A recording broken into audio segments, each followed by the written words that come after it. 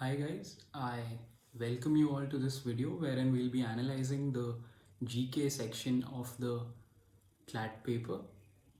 So we'll be going through all the three sample papers that have been uploaded and try and find out what kind of questions have come and what kind of questions might come based on the questions that have already been uploaded. Having said that, I hope you guys are all safe and sound at your home and are following this lockdown. Uh, Even though, none of us are liking it, but I think this is the best thing to do right now. And I also think that you guys should not look it from the perspective of this being, I don't know, you guys should look it from the perspective of this being, in fact, as a blessing in disguise, wherein, you can sort of find out what your weak areas are and then try and build up upon it so that when the final exam happens, you're able to do a lot better than what you are doing right now. Uh, Now, to come to what we shall be doing in this video. So, what we'll be doing is we'll be doing a breakdown of questions. So, I have devised two ways based on which I've segregated the questions into different groups. So, the first way is wherein I have divided the sort of questions that have come into groups like polity, legal affairs, environmental questions, science and tech questions, awards, and miscellaneous questions. And the other way of going about this is I have created a huge chunk of questions that deal with just current affairs, and the other one that talks about the trivia based questions, or what you would call your static GK questions. Right? So, if you look at the three sample papers that have been uploaded by the CLAT consortium, you would find that out of the 15 passages that have been uploaded, more than half of the passages talk about either polity. They have questions which are based either on polity or they're either based on legal affairs. What does that in fact tell us? That tells us that these are the two most important sections, because half of the questions, more than half of the passages are based on these topics. So my idea to go about this analysis would be to sort of focus primarily on these two areas, and to tell you what should you do and how should you think from the examiner's perspective, right? Because that's the whole idea of analyzing the questions. Now, so if you have a look at the paper pattern, the paper is going to have somewhere around 35 to 39 questions. Now, if you are to sort of try and gauge what would a good score be, a good score would be somewhere around, I don't know, above 30 or somewhere around 33. And I'm leaving out those two odd questions which will talk about trivia, or which will have something as unnecessary as, I don't know, which newspaper, which media is Rajiv Chandrasekhar not a part of. When we proceed with the paper, with the answering of the questions, you would find that this question is in fact a part of the third sample paper, right? But before we go there, uh, I'd say that a good score would be somewhere around 30 to 33 out of 35, and if there are 39 questions, then somewhere around 35, right? And I'm leaving out these 3-4 questions because these are trivia based question or static GK questions, because which are of the kind that if you know it, you know it; if you don't, you don't. You really cannot think and then answer, right? And then I'd also say that the idea of this paper, the idea of going about this paper is to have a maximum, to score as much as you can and not score full out of full, right? Because there is no competitive exam wherein you can score like whatever, like 150 out of 150, right? So the idea is that you score as much as you can, right? And how do you do that? You do that by gaining as many marks as possible in the simpler questions, right? And if you now, having said that, we'll now move on to analyze the kind of questions that have come, right? So There have been 15 passages till now that have come in these three papers.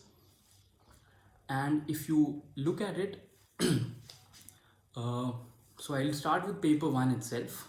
The paper one, passage number one had 5 questions to it. It talks about the impeachment of Trump, which was again a much publicized event and a much talked about event, right? So it's not something that you couldn't have expected to be a part of your paper, right? So we'll see what the questions are. So the first question talks about who are the other presidents who've been impeached, right? So the answer for that one is, if you look at the options, it says Bush, Bush Senior, Nixon, and Clinton. The answer for that is Bill Clinton, right? Moving on, which country's name has been replaced with one in the passage above? So if you read the passage, Trump was asking one of the presidents of some other country to sort of investigate Joe Biden, right? And which country is it? We know it's Ukraine. And who's the president there? It's the president is Volodymyr Zelensky, right? Moving on to the third question now. The third question talks about uh, what is the name of the former vice president of the US whose name has been replaced with two in the passage above? We know that's a pretty straightforward question. That question, right, his political rival right now, it's Joe Biden, right? He's the Democrats candidate who is ultimately going to be in the presidential race against him. Okay, then question number 4 and 5 talk about which article of the Constitution talks about impeachment of the president in India. So a fairly simple question. It's article number 61. So option D is correct. Then fifth one says, under Constitution of India, a charge for the impeachment of the president of India can be preferred by Lok Sabha, Rajya Sabha, either house, both houses. So it's C, either house of the parliament. Now, if you look at this particular question, what you can gauge from this question is they might give you a paragraph. They will they can ask you questions about that particular event and how that particular event can be sort of uh, related, how can that be correlated with the Indian scenario, right? So that's the whole idea of going about this question. Again, a very polity heavy question. You had 2 questions that came straight away from the Constitution of India. Again and again, I'm stressing on this point. Polity is of utmost importance. The second question now, the second passage right now in this particular sample paper, it talks about the mission. This is right. It is talking about the Chandrayaan 2 mission. Again, something which was very politicized, uh, which was very much in news, which you had Mr. Modi going to the ISRO to sort of see whether it's able to take a successful landing. The lander is able to successfully land at the lunar surface, right? Unfortunately, it couldn't, but yeah. So let's see if we can answer the question now. It says, in the above passage, the name of the mission has been redacted with X. A very, I don't know, very talked about event, something that you can really expect in your exam. So it's Chandrayaan 2, right? It's Chandrayaan 2. So option C is correct. Then moving ahead, it says, in the above passage, what has been redacted with Y? So you need to now understand and tell what exactly is the the objective of the mission. So the objective of the mission was to go and land at the south pole of the moon, right? So that was the objective, and that's your answer. Option C is correct. Where did it take off from? So it took off from the Satish Dhawan Space Center. That is correct. Then right, so there were 15 minutes of terror. Now, what exactly was that? So, if you again, this was much talked about. The mission failed, and this was the reason as to why it failed is something that you guys should know about, right? So, why did it fail? Because it made a hard landing, and as a consequence of that, it couldn't really connect to the ground station. The communication was lost, and therefore we really did not have any idea about what really transpired after that, right? So that is, if you read all the options, option A says that, and that would be correct. Moving ahead, the next question says, which of the following is a factually accurate statement in relation to the mission referred to above? Now, if you read this kind of a question, this I would say, amongst all the other 5 questions, this one is a fairly, I would say, on a difficulty level, a moderate question. Why do I say so? I say so because I mean others were in news and others were much talked about, but this one wasn't. So how do you go about solving such a question? So if you look at the question, what you can in fact do in this particular question is you can eliminate the options, right? So if you read option A, it says it's the first lunar orbiter launched by India. Now, if its name itself is Chandrayaan 2, we know that A is false. Right? Now, moving ahead, it says the lander is a part of the mission, was the first to achieve a soft landing on the far side of the lunar mission. Now, if we read the previous question, we know Chandrayaan 2 failed because it could not make a soft landing. Right? So, option B is also incorrect. Moving ahead, the mission is the first ever robotic spacecraft mission in the world. We know that's not true. So option D has got to be correct, right? So that's how you eliminate all the options. And even if you don't know the answer to that question directly, you can sort of arrive at that particular answer, right? So these were your 10 questions which are a part of the sample paper 1. Having said that, we now move on to the second sample paper, right? So the second sample paper, the first question there talks about, yeah, the first question, the first passage there, in fact, it talks about, it's based on the fires that took place in the Amazon rainforest and the repercussions of that and what exactly happened as a implication of all that, right? So that is what is being talked about in that particular passage. Now let's see. It says, in the given passage, this is the first question based on that passage. In the given passage, the name of the rainforest that was on fire has been replaced with 1. What is the name? I mean, this is a very simple, straightforward question. You don't even have to apply your mind. It's Amazon rainforest, right? So option B is correct. Second one says, the second one is talking about the name of the president of the country where the Amazon rainforests are located, where the fires took place. We all know who the Brazilian president is. It's Jair Bolsonaro. He's in news because of some things that he says, which turn out to be very controversial. Here and there, he'll say something that turns out to be controversial, and he's always a much talked about personality in today's world, right? So Jair Bolsonaro is correct. Then question number 3. It says one of the biggest reasons why the fires described in the given passage were considered so devastating is because the rainforest in question is. Now again, even if you don't know the answer to this question directly, eliminate the options that cannot possibly be the answer to this question. Now, is it the world's largest habitat of orangutans? I mean, is that the reason as to why the fires were so devastating? The answer is no. Is it one of the world's smallest rainforests? The answer is clearly no, because we know it's the world's largest rainforest. Right? Option C now. It says the world's largest terrestrial carbon dioxide sink, and that is the correct option, right? So we eliminated the other 3, in fact. Even it's not even the largest habitat of dolphins. So we eliminate the other 3 options and we arrive at the correct option, that is option C. Moving on, when a country is, to the fourth question, which says when a country is rated as 2-degree compatible by Climate Action Tracker, it means that if all countries made efforts like that country, the average global temperature rise could be limited to 2 degree by 2100. Which of the following countries is or are rated as 2-degree compatible by Climate Action Tracker?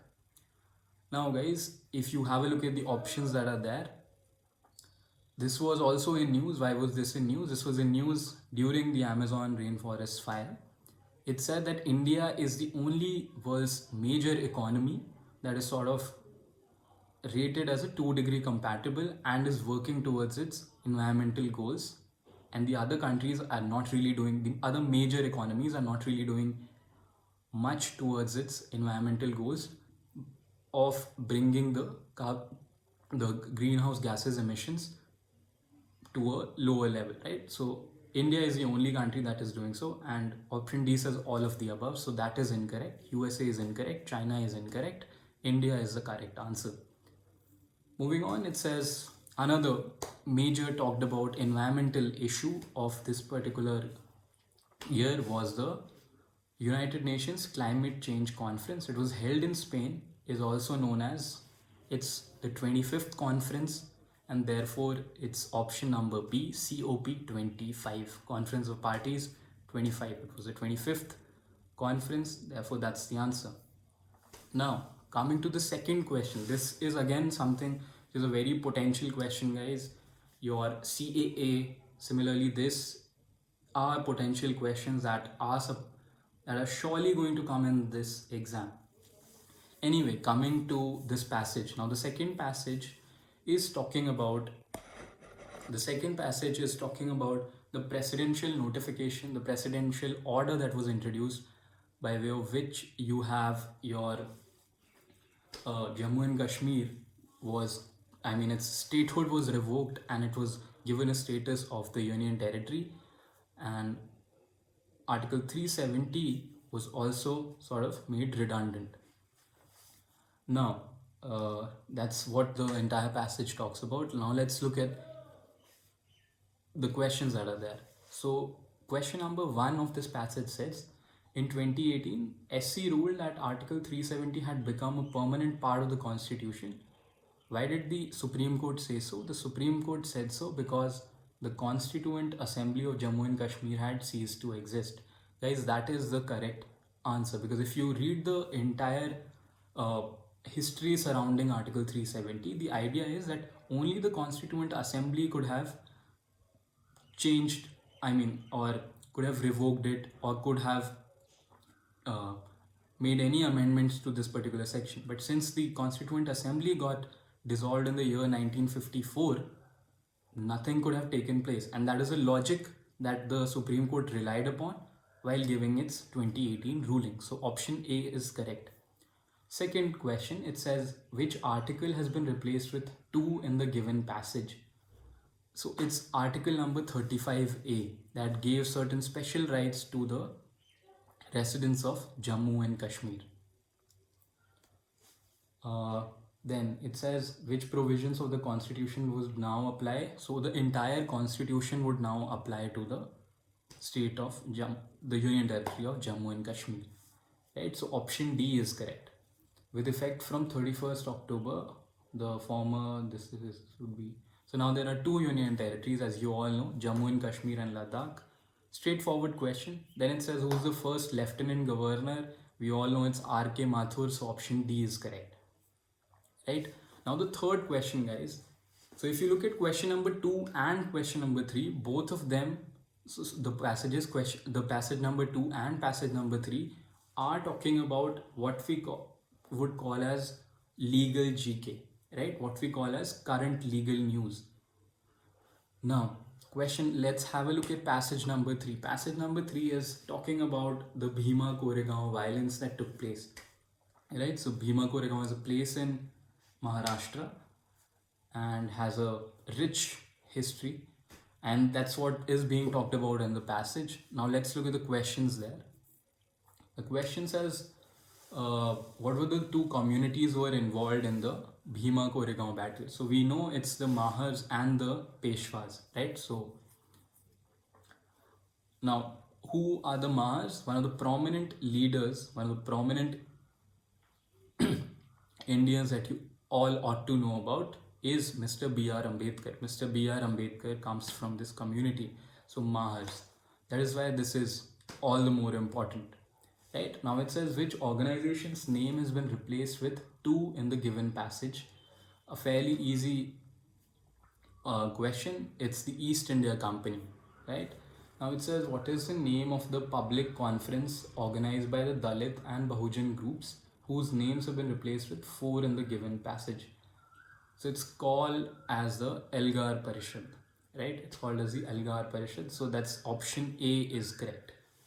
Now moving ahead to question number 4 and 5. So guys, question number 4 and 5, not only is this question based on your current legal news, question number 4 and 5 talk about the judges who were sort of a part of the movement. And the fifth question talks about which judge is going to head the inquiry, that is to look into the violence. I mean, which judge is the head of the commission that is going to inquire about the violence that transpired in the year 2018, right? So the idea is that at any point in time you're reading about any particular legal news, you're supposed to know who the judges are who are involved in that particular matter. So for instance, if it's the Babita Punya case, or for instance, if it's the Ayodhya case, or for that matter, any important case, you are supposed to know who the five judges are, who the two judges are, who the three judges are in those particular legal matters. Or if a particular commission has been formed to inquire into something, you're supposed to know who's going to head the commission, right? So in this example, who was going to inquire into the violence that transpired there? It is Justice Jay Narayan Patel. So option B would be correct. On the other hand, question number 4, it says one of the retired judges organized this event. So which judge was this? This was Justice P.B. Sawant. Right? This was Justice P.B. Sawant. So we've answered all the 5 questions that pertain to passage number 3. Passage number 4, again, a much talked about event of Kulbhushan Jadhav, involving Kulbhushan Jadhav, right? One of the Indians who's been sort of arrested by the Pakistani authorities on the grounds that he was a spy of India. Right now, so we'll straight away move to the first question. It says, in the given passage, the name of the person sentenced to death by Pakistan and has been replaced with 2. What is the name of the person? Very simple, very straightforward question, guys. Kulbhushan Jadhav. Right? Moving ahead. Now, what is the name of the convention based on which India is placing its claim to go and meet Mr. Kulbhushan Jadhav? It's this is referred to as consular relations, and what is the name of the convention? It's the Vienna Convention, right? So option number C is correct. Now, Pakistan arrested him on charges of spying on behalf of which Indian agency? So what is Pakistan's claim? What is Pakistan saying? That he is a part of which Indian agency? The answer for that is RAW, which is your option number B. Now it says the fourth question is a trivia based question, but a very simple question. It's not a difficult question. It says, who amongst the following Indians have been judges of the ICJ? Now if you read the 3 names, all of them are a part of the ICJ. So option D, all of the above, that would be correct. In fact, option B, Dalveer Bhandari, is one of the judges who's still there, right? He's a part of the ICJ as of now. So Dalveer Bhandari can be, that's a current affairs question. Which judge is a part of the ICJ from India? So that's Dalveer Bhandari. Now 4.5, it says laws applied by the ICJ is set out in Charter of the UN, Vienna Convention, ICCPR, or the Statute of the ICJ. Now, I would rate it as a moderate question because you might not know this, but the law is set out in the charter, the statute of the ICJ itself, right? So option A is correct. Anyway, now moving to the 5th passage. The 5th passage talks, again, much talked about event. This young girl bunking a school on Fridays and going out and protesting in front of the Norwegian parliament. Sorry, not the Norwegian, it's a Swedish parliament, right? So if you read the passage, as we can all see, is talking about Greta Thunberg, right? Now, how many questions are there? There are 5 questions in this, fairly easy questions, right? The first question is asking about her name, so you know that the name is Greta Thunberg. The second question is, what is the name of the demonstration, like the largest climate demonstration in human history? What is its name? It's called the Global Week for Future, right? It's called the Global Week for Future. Then it's now is talking about, there was an Indian also who, along with 14 other people, filed a complaint before the United Nations Committee on the Rights of the Child against 5 respondent countries. Who is this Indian? So if you have read the news around that time when Greta Thunberg was sort of protesting, her name was also very uh, often referred to. It's Ridhima Pandey, so that's option number C. That is correct. Then fourth question, who's the current minister who said that there's no correlation between pollution and shortening of lifespan? So it was Prakash Javadekar who sort of gave this speech in the parliament, and he's also the environment minister, so we ought to know his name, right? And you could have easily guessed it using that logic since he's the environment minister. Then the last question talks about a ban that was postponed, and it's announced that India would phase out this item by 2022. Again, a much talked about event. So what is this that we are referring to? We are referring to single-use plastics. Again, is this a easy passage? I'd say till now all the 5 passages have been fairly easy. Why do I say fairly easy? Because there is no, I don't know, like usage of some technical words that you ought to know in order to answer the question. So they're very simple passages. You read them, and you can just tick the correct options based on that, right? So that's a fairly, all of them are very easy, no usage of technical words or any legalities or technicalities that if you're not aware of those, you will not be able to answer, right? We now move on to the last passage in this particular question paper. It's based on the Nobel Prize. How did it come about, and how on and after whom is it based, and information of such kind, right? So we now come to the first question, right? It says in the given passage, the name of Alfred Nobel's invention has been replaced with one. What is one? So we all know what did he discover. He discovered the dynamite, so that is option number B. Option B is correct. Moving ahead, it says this person translated some of their writings into English and as song offerings. Again, a straightforward question. If you look at the 4 names, we all know who it is. It's the first Indian. It's Rabindranath Tagore, who won the Nobel Prize for Literature. Right? Now, then this Nobel laureate was arrested and imprisoned in the Tihar jail. Again, if you have referred to this year's Nobel Prizes, you would know who received it for economics. It was Mr. Abhijit Banerjee. So while he was a student in the Jawaharlal Nehru University, he protested there, and as you all know what really happens, all the governments are similar that in that manner. He was sent to the Tihar jail, right? So it's option D. Now it says Abhi Ahmed Ali was awarded the Nobel Peace Prize in this year to resolve the border conflict with. So the answer for that is Eritrea. At 6.4 it says Eritrea. Option A is correct.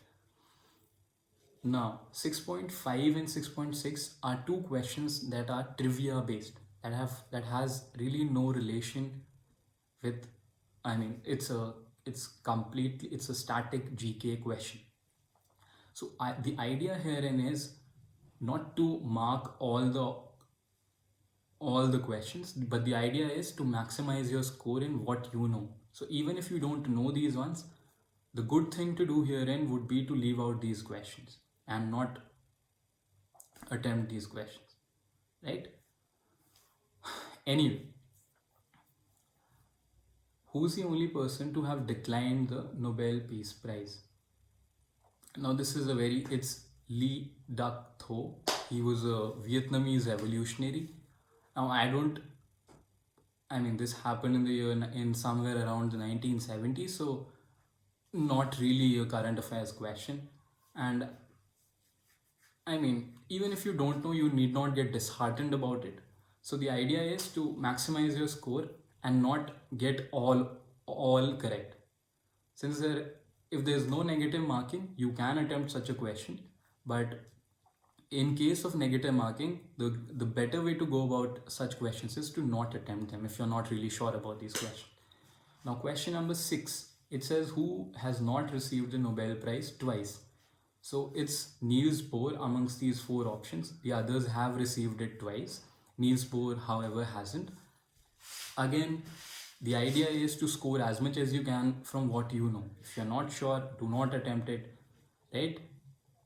There would, so even if out of the 39 questions, if you can get a score of 35, it's good. These are the four questions that I'm talking about, right? Which you don't know or which you're not really sure of. And even if you make a mistake in them, it's fine, right? So 35 out of 39 would be a very good score, or 33 out of 35 or 31 out of 35 would be a very good score and a decent score. That will fetch you a good rank. The only condition that you do equally well in the other sections. Okay. Moving on to the last sample paper, which was uploaded very recently. Right now, the first passage in this particular question paper talks about the dispute that has arisen with Nepal. It's a dispute that has been ongoing ever since I don't know, it's a very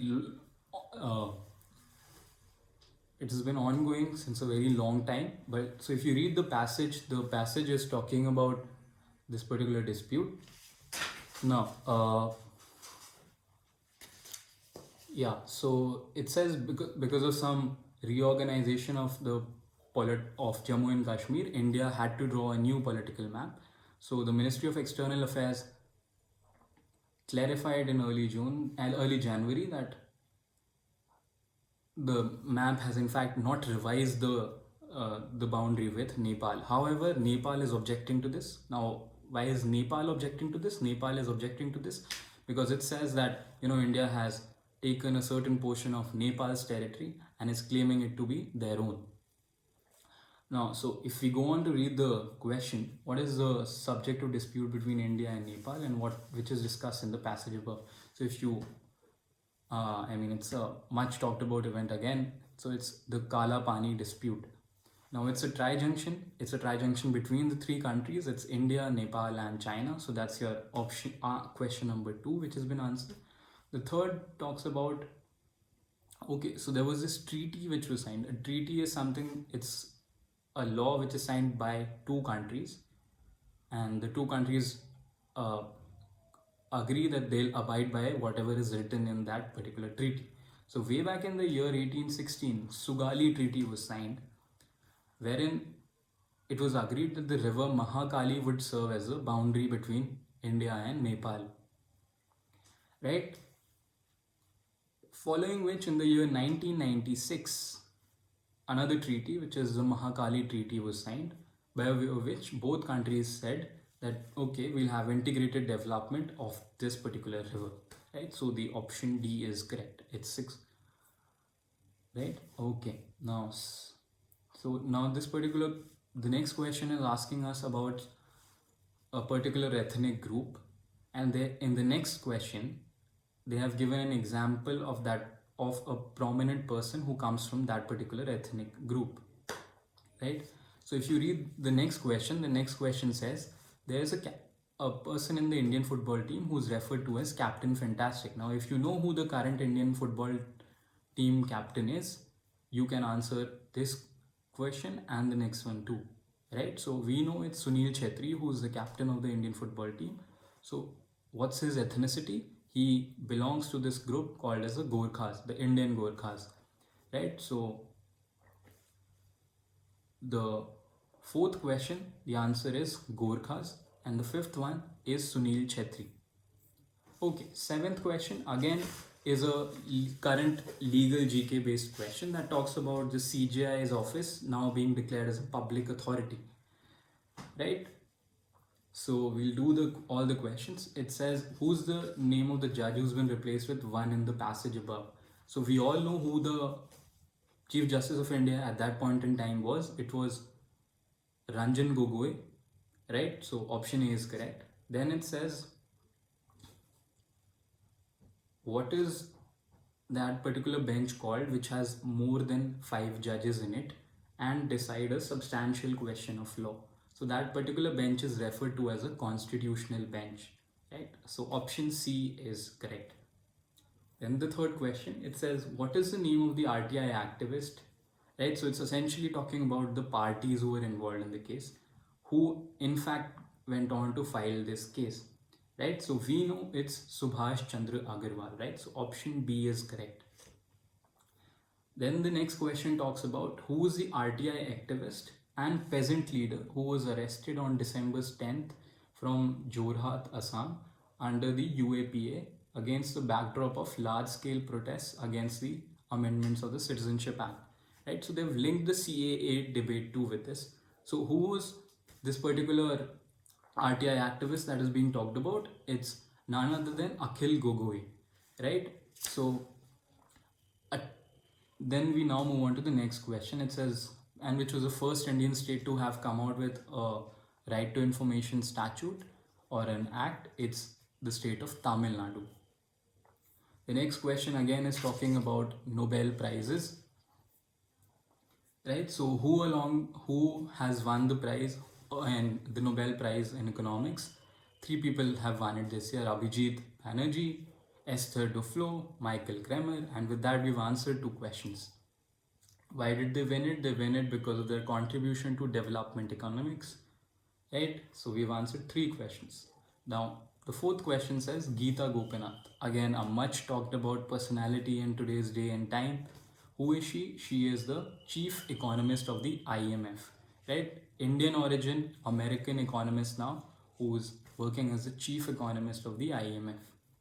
Then the fifth question talks about the Pradhan Mantri Jan Dhan Yojana. Again, a much talked about event, a much talked about scheme, right? So option A is correct. It's option A is correct. It provides comprehensive financial inclusion of all households, right? So that's what the Jan Dhan Yojana is. The sixth question in this particular passage is asking us about the Minister of State for Finance and Corporate Affairs. If you saw any of the press conferences following COVID that were given by the Finance Ministry, you had the Union Finance Minister and the State Finance Minister both coming together and giving it. We know the answer for this question is Anurag Thakur, right? So, and Nirmala Sitharaman is the Union Minister of Finance. Okay, the seventh question for this passage, the Chief Economic Advisor to the Government of India, right? It's Krishnamurthy Subramaniam, right? So that's option B. That is correct. Okay, question number 9, again a question which is based on the Supreme Court's judgment, right? Again a question based on Supreme Court's judgment, right? People, again and again I'm stressing on this point that your legal questions, your questions based on polity are super important. More than half of your questions are based on legal current affairs. All the more reasons as to why you should be reading through the editorials, reading through the editorials and focusing on legal news. A good solution for this is going to the website of Bar and Bench and sort of see which are the important constitutional law cases that are going on in the Supreme Court right now. Find out who the judges are who are hearing the matter. Find out who are the parties involved. Find out what is the matter actually about, right? So these are the questions that can be put to you in the exam. Now coming to this question, so who is this officer that they've replaced with? One in the passage, then two in the passage, right? So first one is Lieutenant Bhavna Kasturi, right? And the second one is Captain Tanya Shergill. Both would lead an all-men contingent on the during the Republic Day parade. They both led an all-men contingent, and their example was thereafter cited in the February judgment of the Supreme Court that talked about giving permanent commission to women in the army. Now, the third question herein talks about the third woman officer and the first woman pediatrician to achieve the rank of Lieutenant General in the Indian Army. Right? Who are we talking about? Again, much talked about personality. It's Madhuri Kanitkar. Right? Madhuri Kanitkar. Right? So, moving on. Now they say who in fact went on to file the case in the Supreme Court. So we know it's Babita Punia. Babita Punia went and filed the case in the Supreme Court, right? So we've answered question number 4 also. Now, if you read, in order to answer the fifth question, what you need to know is you need to read any article that has come after the judgment and talks about the judgment. So in that article, you will find what in fact has the Supreme Court held in this regard. So if you read it, the Supreme Court, what did it do? It directed the Union government to grant permanent commission to women officers in the army, regardless of their years of service, and called the absolute exclusion of women from command appointments illegal. So option A is the most, it's the closest and describes it in a most accurate manner. So option A would be correct. Right? Now question number 10. So question number 10 is talking about coronavirus, and yeah, it's talking about coronavirus. Right? But if you read the first question is talking about it's talking about swine flu. And if you read that particular statement, it says that certain Supreme Court judges had also caught swine flu. So what is the other name for swine flu? So it's option B. Swine flu is also called as H1N1. Option B is correct. And second question, it says there was a bubonic and pneumonic plague in India in 1994. Which city was the epicenter? So way back in 94, we know Surat was hit by this plague, and therefore Surat is the answer for this question. Right? Now, the next question talks about a particular virus that was there in Kerala, again, which was traced to fruit bats in the area. What was the name of the virus in this outbreak? So it was called as Nipah virus. Now, even though it's a news article that's talking about the year 2018, how can you answer this question? Because if you have read any article that deal with coronavirus and how Kerala has tackled it, you would know Kerala is one of the better performing states in India. Now, how has Kerala done it? Kerala has done it because 2 years back, Kerala dealt with another virus, and Kerala is sort of adopting the mechanisms that it had developed then in order to deal with this particular virus in a better manner, right? So they're making use of what they learned during that particular outbreak. Following which, we have 2 questions, one of which talks about who has developed a polio vaccine. We know the answer is Jonas Salk, right? So option A is correct. Then question number 5. This is one of those trivia based questions. Even if you make a mistake in this one, do not get disheartened, because this is a question out of the blue. One cannot expect you to know all this. But having said that, since this is a part of the question, we'll answer this. So this physician is referred to as a savior of mothers and and he is the one who said that if you, right,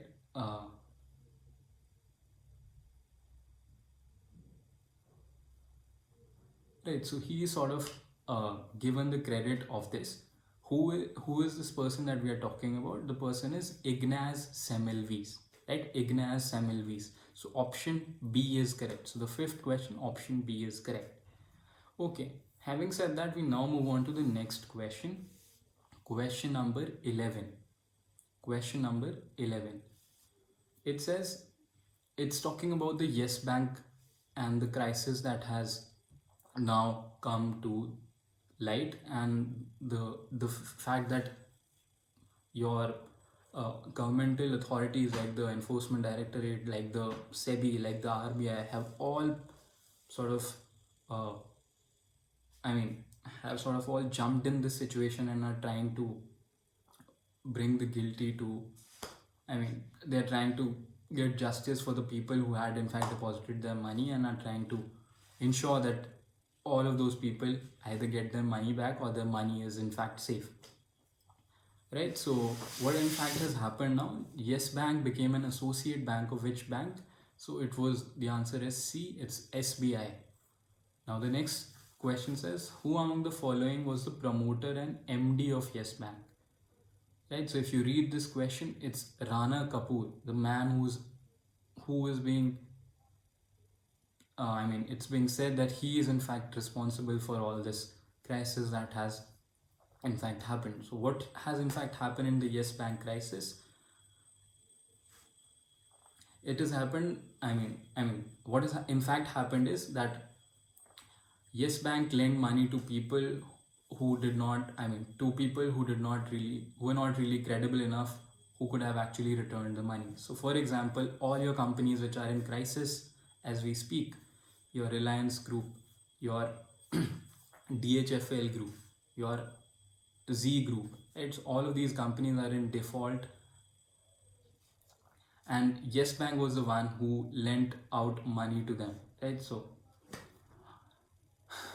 question number 3 now. Who among the following is the present CEO? So the present CEO of the bank is Prashant Kumar, right? So option C is correct. Now question number 4 is asking us about which of the following is a public bank, right? So if you look at all the above, option A, B and C are not public banks. It's option D, India Post Payments Bank.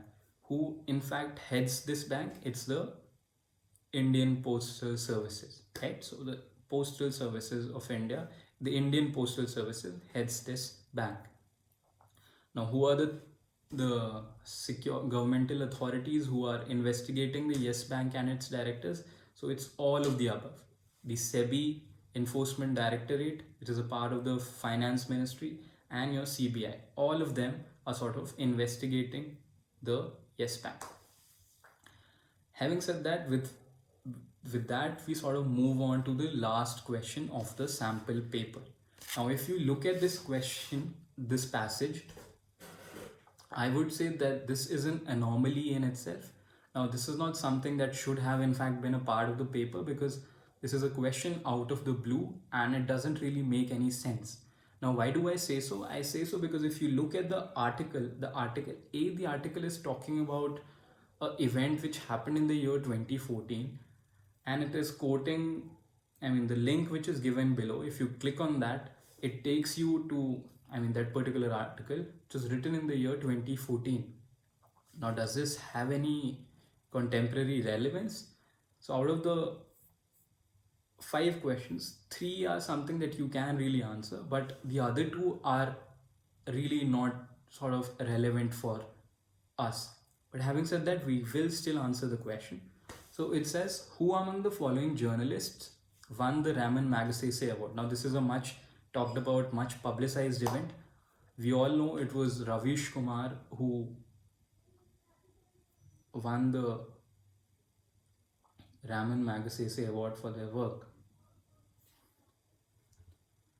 Okay, moving on to the second question. It says, which of the following entities is Rajiv Chandrasekhar not associated with? As you all know, Rajiv Chandrasekhar is a member of the BJP and is an entrepreneur. And all of the Asianet News, Kannada Prabha and Suvarna News 24/7, all of them, he's associated with all of them. He owns them, in fact. So it would be option D, none of the above. Now, question number 3. It says, from which state was Subhash Chandra Goenka elected to the Rajya Sabha? The guy who is, in fact, behind your Z Group and your SL Group, right? Now, again, like I said, this is an anomaly, because if you see, both question number 2 and 3 are something that, I don't see them coming in the exam, but since it's the official sample paper, we'd go by this. But question number 3, Subhash Chandra Goenka, he was elected to the Rajya Sabha from the state of Haryana. Now, this also happened in the year 2016. So, this is the reason as to why I say this does not really make any sense. Why are they putting this question here? But any which ways, this is the answer for the question. It's Haryana. Now, the fourth question, it says, who amongst the following is a promoter of their respective television channels? Right? So, who initially brought up the company, or who initially promoted the news channel, which is the company, right? So Sudhir Chaudhary is not the answer. Faye D'Souza, of the Mirror now is not the answer. Ravish Kumar of NDTV is not the answer. It's Pranay Roy, right? So option D, Pranay Roy was the person behind the NDTV group. So he's the one who sort of started the NDTV group. The next question talks about who's the managing director of the Sun Group. It's Kalanithi Maran. So option B is correct. The managing director of the Sun Group is Kalanithi Maran. Now guys, since we have answered all the questions, what can we in fact infer from the questions? The thing that can be inferred from the question is the fact that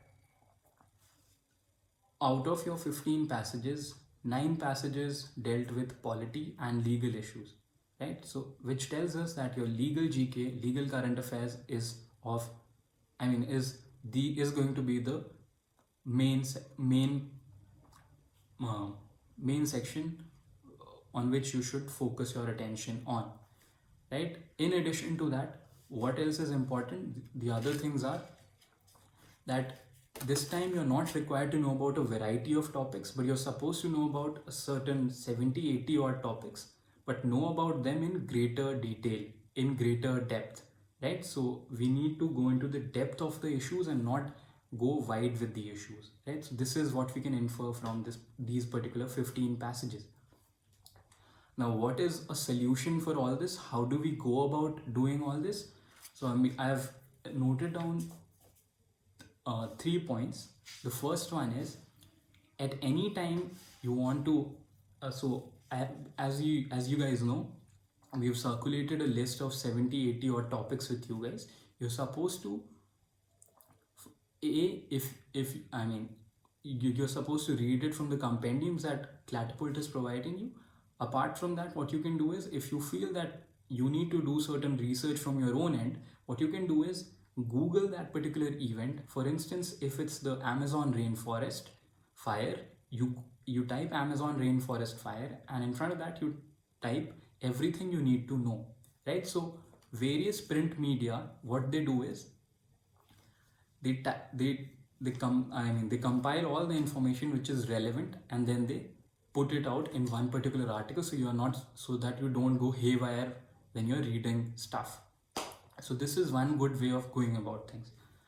And then the second thing is, you need to look at each thing from a legal angle. So if you're reading about the Yes Bank crisis, not only should you read about the Yes Bank crisis, like, okay, this person is the MD, this person is the current CEO, but you need to look at it from the legal angle. So by that I mean, go home and go look for which particular act allows the RBI to take control of a particular bank. Now this is a very important section. Again, you need to now know the name of the act, and under which act can the Reserve Bank of India do so, and under which particular section of that particular act can the RBI do so, right? So time and again you need to know not just about the judgment, okay, that the CJI's office is now a public authority, but you also now need to know what in fact was the section that the Supreme Court applied to give out such a judgment, right?